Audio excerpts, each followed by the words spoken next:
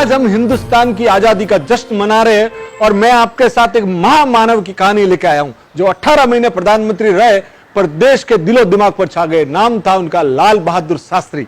1904 2 अक्टूबर को उनका जन्म हुआ मुगलसराय में, पर बहुत गरीब थे।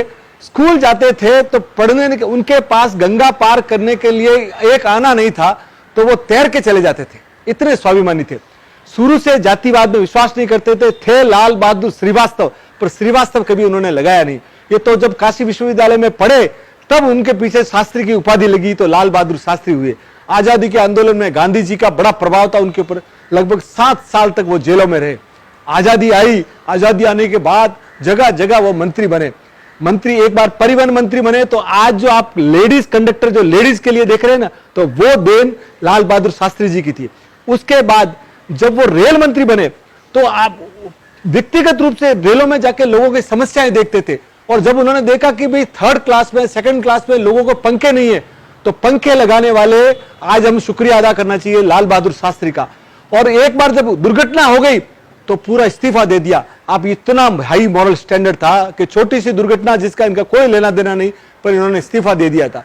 तीसरा, जब ये गृह मंत्री बने तो देखा कि लोकतंत्र की भारत में लोग पानी, पुलिस जब चलाती थी लाठी तो इनको दर्द होता था। तब ये जो आप देखते हैं ना पानी की बौछार, ये चालू कराने वाले लाल बहादुर शास्त्री थे। तो शास्त्री जी की बातें मैं कहते कहते थक जाऊंगा। शास्त्री जी जब आए तो पहले थे जब उन्होंने ये जो आज दूध क्रांति आप देखते हैं अमूल की, इसकी देन शास्त्री जी थे। उस समय जब अनाज का तकलीफ थी तो उन्होंने पहली बार मेक्सिको से नॉर्मन बोरगोलो को बुला के 1965 में 18,000 टन मेक्सिको से जो बीज मंगाया था और हिंदुस्तान की खाने की समस्या समाप्त की थी। और ये 1962 के वार के बाद इनको मालूम पड़ गया था। जब ये प्रधानमंत्री बने तो पहले थे इन्होंने डिफेंस बजट में आज दिन तक ना तो आजादी के 1947 से लगाकर 2022 तक कोई ऐसा प्राइम मिनिस्टर नहीं हुआ जिन्होंने डिफेंस बजट में इतना पैसा दिया। उतना पैसा इन्होंने दिया। पाकिस्तान को मालूम नहीं था और उन्होंने अटैक कर दिया। उनको मालूम नहीं था कि भारतीय सेना सुसज्जित है और ऐसी लड़ाई लड़ी कि ये लड़ाई ऐसी लड़ी कि हिंदुस्तान इंटरनेशनल बॉर्डर क्रॉस करके लाहौर पहुंच गया। लाहौर से 2 घंटे की देरी थी अब तो, और प्रेसिडेंट अय्यूब को यूएन इंटरवेंशन करा के वार रोकना पड़ा। इतने ताकतवर थे। और ये जो जय जवान और जय किसान का जो नारा है ना, ये लाल बहादुर शास्त्री ने दिया।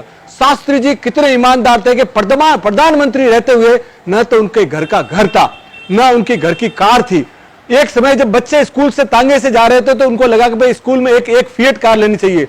तो फिएट कार का 12,000 रुपया था और उनके बैंक में 7,000 रुपया था और 5,000 रुपया उन्होंने बैंक से लोन लिया था जो उनकी डेथ के बाद उनकी पत्नी ललिता देवी जी ने बकायदा पेंशन से चुकाया था। वैसे थे। आप ये सोचिए कि उस व्यक्ति के जब बच्चे कॉलेज में, तो बच्चों को भी ऐसी सिखाई दी गई थी कि बच्चे जब गए सेंट स्टीफेंस में तो उन्होंने लिखा एल शास्त्री अनिल और 10 जनपद। तो उन्होंने पूछा भाई तुम्हारे पिताजी का वहां क्या सर्विस करते हैं क्या?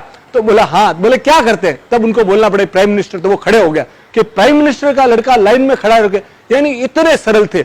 और जब ताशकंद में इनकी डेथ हुई तब कामराज ने कुलदीप नैयर को पूछा कि इनके पास कुछ है कि नहीं है? तो कामराज ने बोला इनके पास कुछ नहीं है, 250 रुपया है।